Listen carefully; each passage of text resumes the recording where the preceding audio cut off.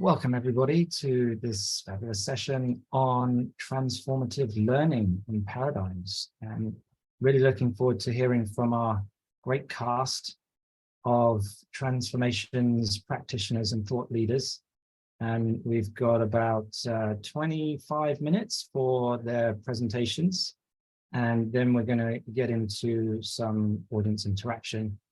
But first of all, my name is Nick Graham, and a warm welcome to everyone. I'm with the Transformations community, and I'm a network weaver. Let's jump straight into the real juicy bits. Well, maybe it's not so juicy, but actually, there's quite some nice things on here. In particular, the translation feature, which is quite new to me at least, helps me with my American colleagues. And then we do love to see your faces, so great if you can leave video on, and we hope you enjoy. There'll be lots of insights and inspirations, so we do hope that you can journal with us together and capture those invites and invitations. And really, what are we here for? So we're looking at, if I take a step back, the Transformations community, which has been around for about 10 years, is reflective practitioners and thought leaders like you. And as we've been working with this community, we sense a number of themes and threads emerging through your work. And so this is one of them, transformative learning paradigms. So how do we decolonize knowledge? How do we do knowledge co-production? How do we build capacity? In particular, this conference is about partnerships. So with that, I wanted to hand straight over to the audience. If you have not already, if you could go to the Hoover app and introduce yourself there and just let us know where you're calling from. And in particular, is there a burning top question that we should be asking ourselves on this topic? Yeah, what brings you here? And feel free to do that throughout the presentations. So with that, I would like to invite Federico to the stage. Welcome, Federico.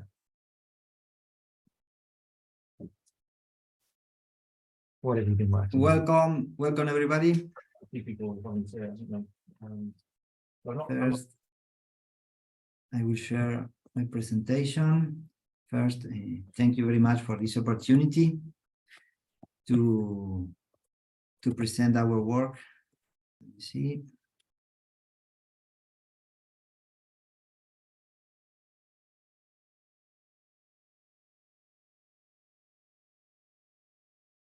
You can see the presentation? Yes, yeah, we can see it fine. Perfect. Well, thank you very much for this opportunity. My name is Federico. I am a physical climatology from Argentina, the University of Buenos Aires. And in this opportunity, I will present a work of many people that we work in a hub in Argentina, in a climate risk hub, that we focus on co-production of knowledge to facilitate the access to climate information. So where many people and many institutions from Argentina. First, I will present the idea of my climate risk. So the World Climate Research Program was established in 1980 under the joint sponsorship of the International Science Council and the World Meteorological Organization. Then in 1993, the sponsorship was expanded to include the Intergovernmental Oceanographic Commission of UNESCO. This is the way in addressing frontier scientific questions related to the coupled climate systems, questions that are too large or too complex to be tackled by a single nation, agency, or scientific discipline. So the mission of WSRP is to coordinate and facilitate international climate research to develop, share, and apply the climate knowledge that contribute to social well-being. And the vision of this organism is a world that uses sound, relevant, and timely climate science to ensure a more resilient present and sustainable future for humankind. So the WSRP, let me see, the WSRP have different lighthouse activities. One of that lighthouse activities are My Climate Risk, led by Ted Shepard from United Kingdom and Regina Rodriguez from Brazil. The vision of the My Climate Risk is the new science that it's envisioned within the My Climate Risk. It's not around models or observation or process understanding, but on how they are all used together within a context of deep uncertainty. So the goal is to develop and mainstream a bottom-up approach to rational climate risk, which starts from the decision context and the decision scales, and enables relevant climate information to be brought into the context. So by developing a new framework for assessing and explaining the physical plausible climate drivers of rational climate risk, climate information, we will make meaningful at the local scales. So there are 14 different regional hubs of My Climate Risk around the world. I will present in this case the Argentinian case. So our approach is focused on the implicated science. So first one, we consider that scientists work with social actors. This is an epistemological symmetry approach. Second one, openness of spirit and ability to listen to each other. This is an hermeneutic disposition, and break with stereotypes from science and from society. This is a paper of Hernandez et al. And we propose here the knowledge co-production, interaction in the same table and the same level between social science, climate and ecological science, and local knowledge. So I will present two cases. This hub have many projects or case studies. I present two in this opportunity. So the first one is a climate project with an inter and transdisciplinary framework based on an European South American research cooperation to underpin climate services in South America. So in this project, we work with small farmers, diversified productions like horticulture, poultry, small scale agriculture and livestock, farming institution, local markets. Here we have a picture of local markets, small agriculture production, and also with rural schools. So in this project, we could produce information, climate information, for forecasts and another kind of strategies. So we propose crop production cycles. So here I explain, we have many co-production cycles with the monitoring of rainfall, forecast strategies, rivers level, community produce of information, scientists and local actors, we produce different kinds of information. So the idea of cycles that we have different phase in dialogue with local actors to co-production and co-design meetings. Then we have another disciplinary research and product develop different tools in base of that dialogues. And finally, at the end of all this cycle, we analyze if this kind of products is useful to the people or not. So we can discard or start again, or use this kind of products. And then another project that we have is anticipating the flood. This focus on urban communities, and the objectives to inclusion of communities as a strategy to reduce the risk of flood disasters. We work with schools in local areas with the floodings. So we have two essential objectives: is to co-production and guarantee the accessibility to the hydrometeorological information. For that, we work with the people, construct that local information to access. So the co-production of hydrometeorological information between the local community local governments, schools, and the scientific and technical actors. So these are the two cases with these two proposals. So I stop here, then I can see a little more things. Here is the webpage of the hub. Well, thank you very much. Thank you so much, Federico.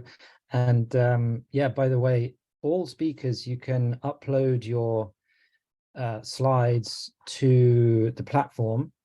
And so I think the audience would be very grateful to be able to digest these fully.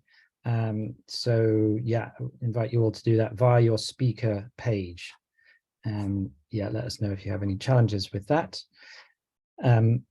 Yeah, so who is next? I think Lindsay, are you ready to share with us? Great. Yes, thank you. Give me a second. Do you see full screen? We do, yeah. Okay, so good morning, good afternoon, good evening. The title of this very short talk is Stewardship Salons, Sharing Artistic Ways of Knowing and Biocultural Approaches to Transform Urban Natural Resources Management. And I'm Lindsay Campbell. I'm a research social scientist with the U.S. Forest Service, and I'm presenting on the behalf of the team you see listed here. So I'm speaking to you from Lenapehoking, which is the ancestral homeland of the Lenape, and we honor and recognize their stewardship past, present, and future. Our team comes from a boundary space, which is the New York City Urban Field Station. And it's a partnership between researchers of the U.S. Forest Service and municipal land managers at the Parks Department in New York City. And our mission is shown here on the slide. We seek to improve the quality of life in urban areas by conducting, communicating, and supporting research about social ecological systems and natural resources management. So why stewardship salons? I wanted to share a bit about our motivation and context here. Transformation of urban natural resources management, we think, requires engagement with a diversity of worldviews and practices related to land and place. Yet, a narrow set of discourses and practices informed by positivist science and legacies of colonial land relations tend to dominate our field. And the natural resources sector, at least here in the United States, lacks sufficient diversity in staff and volunteers. So we ask the question, how can practitioners and researchers meaningfully connect with and be informed by different ways of seeing, knowing, and valuing the work of caring for urban ecosystems? And in particular, our salons were inspired by an exchange in 2017 between Hawaii and New York City-based stewardship practitioners. This exchange was facilitated by a kumu, or master teacher, named Kekuhi, who created Halau Ohia, which is a Native Hawaiian stewardship training program for conservation practitioners in Hawaii. In preparing for and continuing this exchange, Kekuhi encouraged us to organize our own community, which we see as the stewards of stewardship. And we continue this work to this day, striving to learn from the rich diversity that we have in our cosmopolitan city in New York City, and to craft and share an urban biocultural stewardship ethic that really views natural resources as cultural resources. So how do we do that work? We have collaboratively creative ground rules and an inclusive process where we seek to create a non-hierarchical space. And that picture is a poster that we've carried around for 5 years now of our community agreements that we crafted together. So in this space, everyone is a teacher and a learner. We have a rotating series of speakers and topics. We integrate scientists, land managers, artists, and other practitioners. And we've moved more towards, particularly since COVID, being all outdoors, incorporating learning by doing. So as I said, these have been going on for about 5 years now. The cadence has varied. We're trying things out. We're not being rigid, monthly, bi-monthly, now we're quarterly.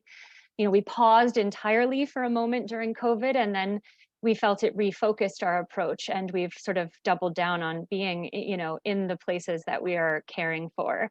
And we keep them small and intimate to allow for real conversation to happen. And that's one of our biggest challenges, is just managing what is the right size group to have these kinds of conversations in. This is just a handful of the many, many topics and speakers that we've had over the last 5 years. You know, they really reflect the diverse cultures of care that we have here in New York City. I won't read the whole slide. You can scan your eyes over it, but essentially it includes religious groups, artists, Black, Indigenous, and other people of colors, tribal nations, and they share through, you know, speaking, walking, doing, practicing their ways of knowing and being with the land. This program is also integrated with the Urban Field Station Collaborative Arts programs. That's why you see a lot of artists there. We have an artist in residence program where artists are embedded with our scientists and our land managers. And they've shared that this is really a space where they feel welcome to learn and share with scientists and practitioners in a way that they hadn't previously. So we're sort of integrating our evaluation along the way through debriefs and some more formal structured evaluations. And I tried to summarize these into just 2 key takeaways. We've learned a lot, but that the salons themselves really represent this boundary space between 2 very hierarchical government bureaucracies. And that gives us space to experiment, try, play, and be a growth-oriented learning space. We really work hard to cross those hierarchical and sectoral lines and to foster relationships and trust building within a community of practice. It's filling a dire need for professional development in natural resource management. You know, learning doesn't stop in higher education. We need to learn throughout the life course, particularly on human dimensions and cultural competencies, which is not emphasized in this field. So we're facilitating the sharing of multiple sources of expertise and really doubling down on amplifying less shared stories about the land or marginalized perspectives that are not given as much voice in our community. And again, with the embodiment, it gives us chances to learn by doing. So some questions I'll put out to the group that I hope we can get into in the panel is, how can we maintain this intimacy while increasing the number of people we reach? You know, New York City Parks alone has 4,000 employees. So what does it mean to scale? How do we balance intimacy, cohort, or light touch with a few people? How do we communicate the significance of this work to those who aren't in attendance, particularly leadership? And how can we most effectively measure personal and professional growth, particularly in agencies that really emphasize, you know, quantitative metrics over qualitative storytelling? So more to learn and discuss. Thanks for your time. Thank you so much, Lindsay. That was really inspiring. And in particular, I find it fascinating, the beauty and the power of bridging between these bodies when you go to the edges of systems and build bridges. And so bridging to Stefan, I'd like to invite you to tell us about yourself and your work. Yeah. Thank you.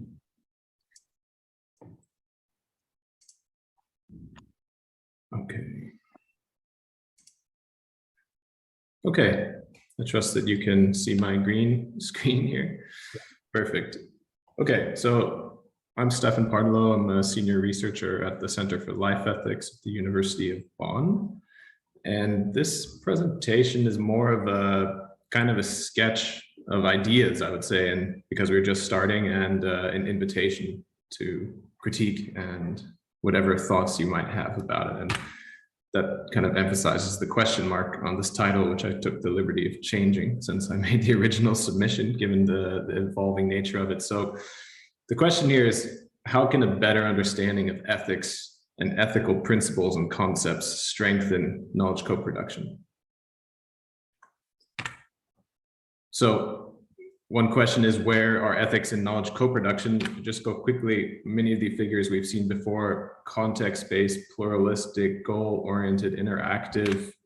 We have different types of agendas that we want to pursue in knowledge co-production practices, which you can see on the left. It might be about creating agile spaces, opening pathways, examining changes. There's so much great work now being published about the diversity of knowledge co-production processes and how they have different goals and structures and competencies needed, etc.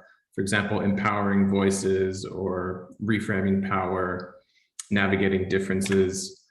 And there's different motivations and settings and impacts that we want to have in co-production processes, and it's all emerging very quickly and quite exciting.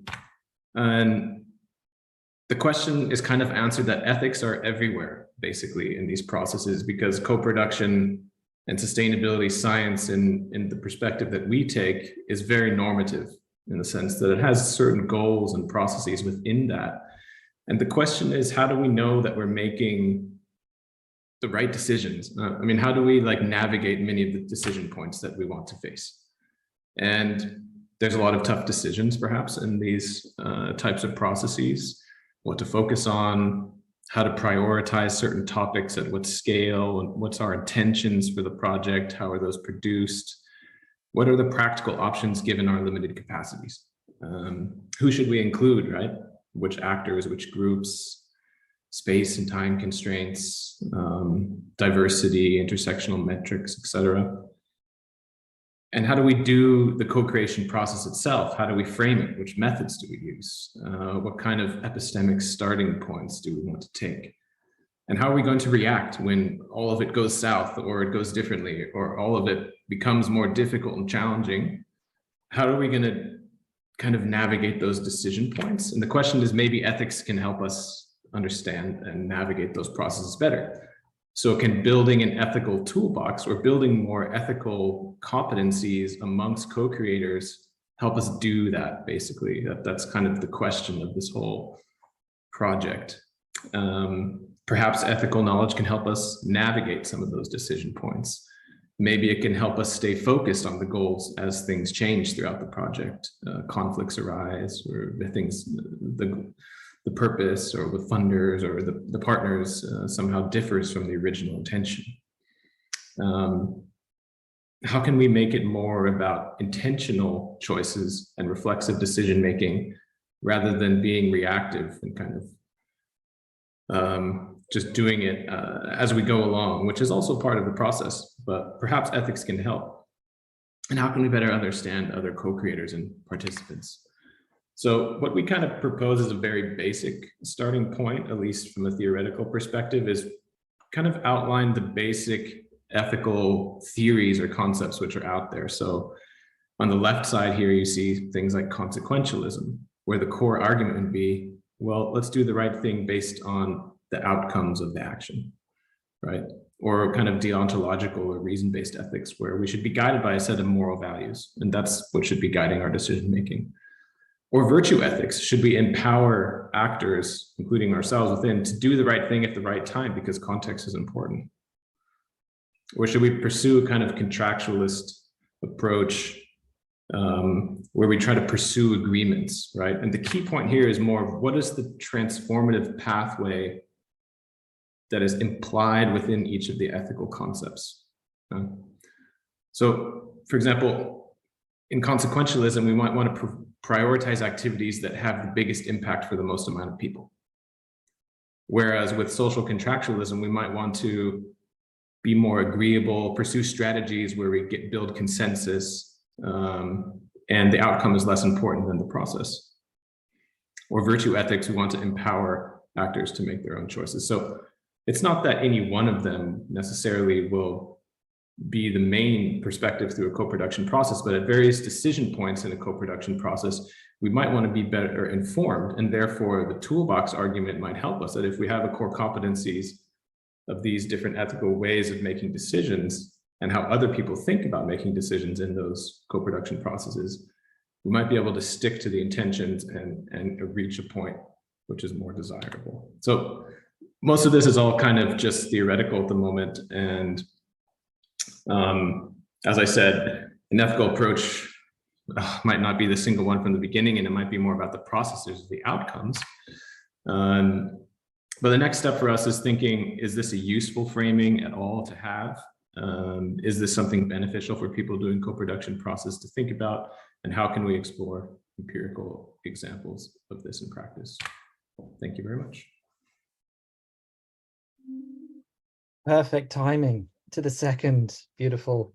Thank you so much. That was fascinating. And like all of these presentations, I feel like we could have a whole conference just on this topic alone. So wanting to give plenty of space for our next panelist, Chia, please, welcome. Hi, let's see, can I share this one here? 1, 2, 3, boom. And now probably I can say Boom. Play. And it plays. All right. Oh. Hi. Good to see you. So my name is Joe Besselink. I teach at Utrecht University. I'm an urbanist, philosopher, educator. And in these projects, I try to combine all of them. So that means regeneration plus education. And we try to change our paradigms while we're at it. I would like to go through that with two examples. So what you're seeing right here, this is the Asinaro River basin in Sicily. And this is the Amsterdam ecological corridor, which connects the city to the sea. It goes all the way into the inner city. And these two places, we run programs to regenerate the area. And while we're at it, trying to learn with all the local stakeholders and with students and with researchers. We learn from the land and from each other. And while we're learning, we're trying to regenerate this place. So maybe very shortly, like after like a learning journey of about 15 years, spending time with indigenous communities, the question that I had was, what is a school? What is learning when you don't have a school? And the answer I've been, well, that sort of forced itself upon me was that place is increasingly becoming that school. So place as the school, place as the partner with which to work has become the main focus of my work. And I got a lot of students with fairly existential questions, depressions and burnouts related to the state of the world and their role in it. So that became, so then place became a vehicle to invite also students and not only the stakeholders to explore the relationship to place and their place in the world, quite literally, which has had a very healing effect. So so learning is bioregion regeneration. Most of you probably know these kinds of activities and goals. But what we try to do is really work from what a place has to say and what it needs from each of us in order to be healthy, in order to have a function and that is healthy for the place that it is a part of. Building from local coalitions, local wisdom, and trying to build collective power, collective action. So in the, I'll give you a few examples in a moment.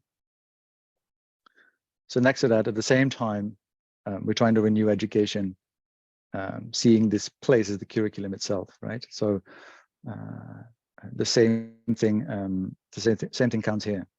So we encountered that being in community, actually being in community, which is not only with humans, have a very strong healing effect, and it's very been very important also in examining the ways that we are still colonizing both both places and people or cultures or our minds. So I'll give you some. So the river turned out to be the most important transitional object in Sicily in this case, because the entire region faces all the different problems that we can imagine, like degeneration of the land, pollution, no water, no drinking water, unemployment, families breaking apart, a lot of undermining activities, lots of refugees, obviously, that are stranded. Well, it goes on. And so the atmosphere is very grim, and people don't trust or hope for another kind of future. So the first trick is trying to find hope and a story that binds people. And looking into the place, we found that the river was maybe the most important element that could bind a community of non-connected people, institutions, and so forth. We always try to connect bottom-up energy and top-down structure, and that is probably the hardest part. But by starting with giving a voice to the river, walking along the river, getting to know the river, inviting more and more people to start to understand and see the river, people started to see that there's a way that we are all connected, right? And slowly a community can build around this idea of a community, because if we can restore a community, a river, then all the rest will have been taken care of. So a funny example is that trying to find a way that Sicilians want to organize themselves was rather hard, and eventually they came up with a festival, 1 minute left. And so they organized a festival for the river, as cooperatives or other kind of cooperative forms are very possible in the north in Italy, but in the south is harder to do. So it was a really beautiful local innovation to use a festival as a form of organizing itself. Let's see. So I'm going to go quickly through a couple of these. Let's see. Where do I go? So I am probably through my 1 minute, which leaves me to close with that. The trick has been to combine about 5 different levels of work. And there is a research and knowledge kind of work that we're doing. The region gets its own research agenda. It asks its own questions and invites researchers to engage with those questions. There's an art and story line, which is important for not only the imagination, but also to connect in different ways to a place and to be able to imagine a connection to the place. There's a governance line, which is both about self-organization, but also about how are the government stakeholders able to work together with bottom-up initiatives to govern together an area. That is a learning process, by the way. So then the learning process is a continuous journeys with all the stakeholders. And the last one, well, that's sort of speak for itself, but that is initiatives that give that example, that show that example, around which communities can gather and learn. So I'll close it off with that one. Looking forward to discuss. Yeah, beautiful. Thank you so much. And a round of applause to all of the panelists. And what's coming up for me is, how do we empower that bottom-up, self-organizing stewardship of our places, and we become experimenters, to riff off our friend Daniel Christian Weil, experimenters as stewards of those places on our lifelong journeys together. So we want to now turn to the breakouts, and we want to hear what's coming up for you in this, and in particular, what can we do together? So what are you sensing are the common threads, the common challenges, and the opportunities? So you'll see some invitations in the Hoover chat, what's standing out and what needs to transform and what can we do collectively. So you have about 15 minutes together, and then we'll come back and hear from you all again. Does that sound good?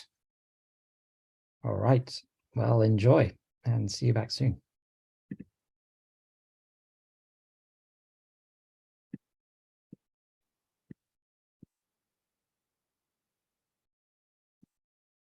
Anthony, if you can choose. So Any discussions of where the next conference would be? there are discussions around the next conference. So we do welcome any suggestions, and we're always up for partnering hubs. Yeah, but there'll be more news on that officially, I think, later this week, hopefully, if not shortly afterwards. But yeah, welcome back, everyone. I hope you enjoyed that. I'm really curious to hear what came up in your breakouts. And actually, I thought maybe we could try something a little different. Maybe we can just try a chat storm, which is, I'm just posting in the chat. So it's 90 seconds if we take this moment just to pause and reflect. And what's coming up for you, what's the key needs of this field, and what can we do together? And we just type that in, and then we all hit enter at the same time. So we've got 90 seconds, not long, so it's just what's top of mind, and just start typing away, and then I'll time us 90 seconds. Does that sound good? We up for that? Yeah. Awesome.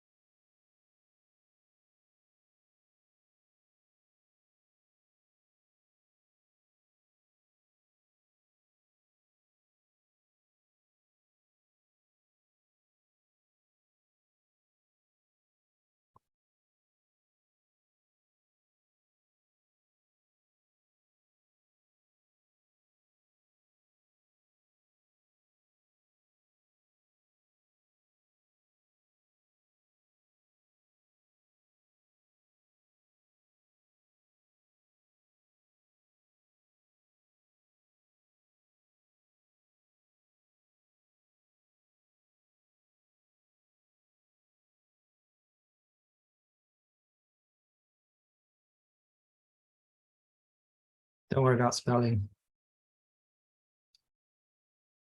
Okay, 3, 2, 1. What do you got?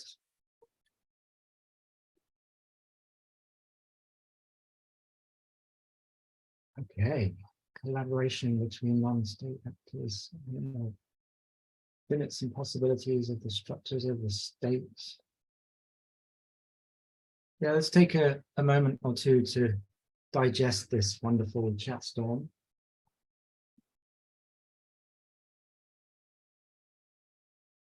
Yeah, this tension between emergency thinking and, we've got to go fast, but we've got to take the time to do that. It's too urgent to rush. The challenge of scales. Yeah, the speed of building transformations, which goes at the speed of trust. It is frustrating and messy. Collaboration between non-state actors and state actors, and the limits of those structures. Civil society is not free labor. Wow, thank you. That's a rich harvest. So what's coming up for you? Unfortunately, I have to dash to the next session, which I'm moderating, but I'm going to leave you in the hands of Anthony to close this out. And I wanted to say a very heartfelt personal thanks to the presenters and to the audience as well. But yeah, I would just invite you to take these last moments to, yeah, just share what's coming up and what are you sensing and what we could do together. Thank you so much. Enjoy the show. Anthony. Thanks, Nick. Anthony's now frozen with a very curious look on his face. I'm back, I think. You're back, yeah. So yeah, over to you. Thank you. Yeah. Okay, I think we only have a few minutes left, but maybe we could just have one or maybe two, if time allows, sort of verbal interventions from anyone who wants to share something from what they discussed in the breakout room.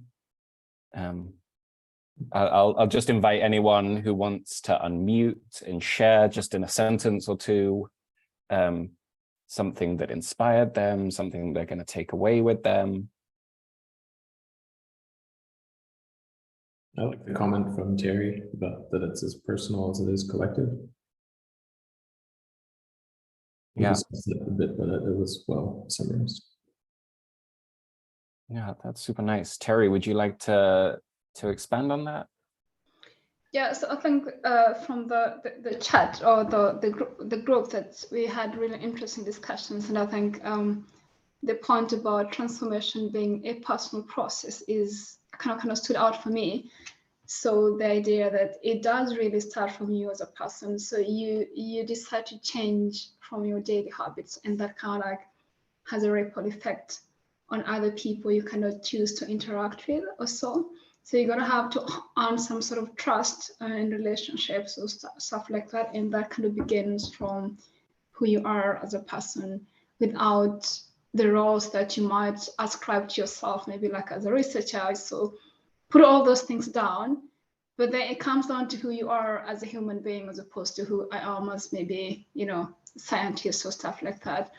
And then you can once you can rip yourself off your roles, then you can see how building trust and relationships with people, you know, kind of on some positive relationships, stuff like that. And then you transform gradually. Sorry, I'm rambling. Somebody can pick up from the group, but yeah, that was the whole point. No, that was super nice. That was really, really nicely expressed. Thank you for that contribution. Cool. Is there anyone else who would like to share something quickly? I guess I just reflect quickly. It's really interesting that the other group started at this very personal level, because we went to a very institutional scale in our breakout group. We were talking about the role of the state and civil society. And I do think it's really about like the linkages between these, you know, not, like I said in my comment, not seeing bureaucracies as monolithic, but as made up of people who can change, and how to like foster those learning communities among them, while also, you know, recognizing limitations and rigidities. So just thought I'd offer that into the space, because Mukesh and Anthony were raising great questions about the limits of the state in our session. Yeah, thank you. And yeah, I think that relates also super nicely to Terry's contribution about kind of that is really a challenge. You know, in one breakout room, we're focused on one level, the very personal, interpersonal level, and on the other breakout room, we're really in this high level institutional thing. And, you know, combining those two is a bit of a challenge, especially for those of us that are kind of educated in this Western dualistic binary kind of framework, you know, for doing that decolonial work of thinking outside of the binary is a challenge in itself, unfortunately. Yeah, but I think it's really the work indeed. Yeah. I think so. Trying to understand each other, like the systems, institutional world, has its own problems and reasons why they cannot move sometimes. That is rarely understood by, say, the bottom-up movements, and the other way around. You know, so these two worlds just rarely understand each other, and like the real work is in sort of the common space in between. And that you only get there, I think, yeah, as Jerry said, like when you step in that place as a human, but with sort of the willingness to understand also the system's needs in order to move. Yeah, and that's the big, because it's not, you know, the change is not gonna come from only one side or the other. Yeah, holding them both. Yeah. With at the same time with kind of equal attention, Yeah. and the balancing act of making transformation while doing that. Yeah, and it all requires shifting roles. So it requires the official to change and develop into a new role. It asks a citizen to develop and step into a new role. It asks a farmer to, you know, so we change roles. Maybe the farmer becomes also, I don't know, some, you know, shepherd of nature, a governor of an area. You know, it could be so many things. Well, I think that's a very nice note to end on. So I would like to thank all of the panelists for their presentations and contributions to the discussion. I would like to thank the participants for joining and also enriching our understanding of these topics with your contributions and discussions. And I would like to wish you a wonderful rest of the week. And I hope that the other sessions are as enlightening and inspiring as this one. Thank you. Thank you. Thanks, everyone. Okay. Nice to Thank meet you. Thank you very much. Bye-bye. Bye bye.